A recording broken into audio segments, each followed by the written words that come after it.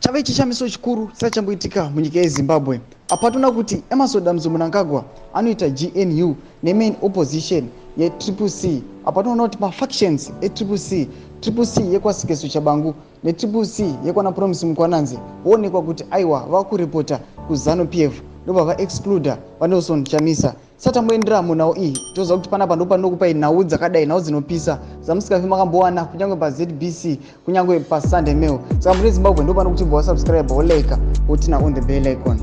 Nekuti izvi tinozviona zvinobuda zvinyogwa panapa neanonzi Prince Vanda anonyora chiti after the exit of President Nelson CHAMISA, CCC now has two factions in parliament. Both report to ZANU-PF official. One reports to Ziyambi, while the other reports to Jacob Mdenda. Effectively, parliament is now made up of ZANU-PF officials factions only. We need fresh elections.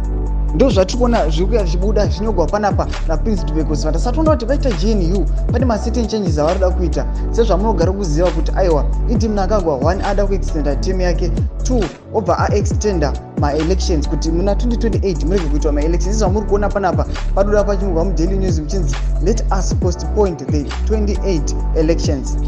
And then chechitatu vada kuchinja constitution. Saka ndo mashoko ari kubuda ataona achipinda main highlights kana main headlines this week. Saka chimbotudzei kuti munofunga kuti kudii pamusoro pezviitiko zvakadai zvashamisa vanhu zvaitika munyika yeZimbabwe. Pinda mucomment section medu nemafungiro enyu, musangana kusubscribe kulike channel tina on the bell icon.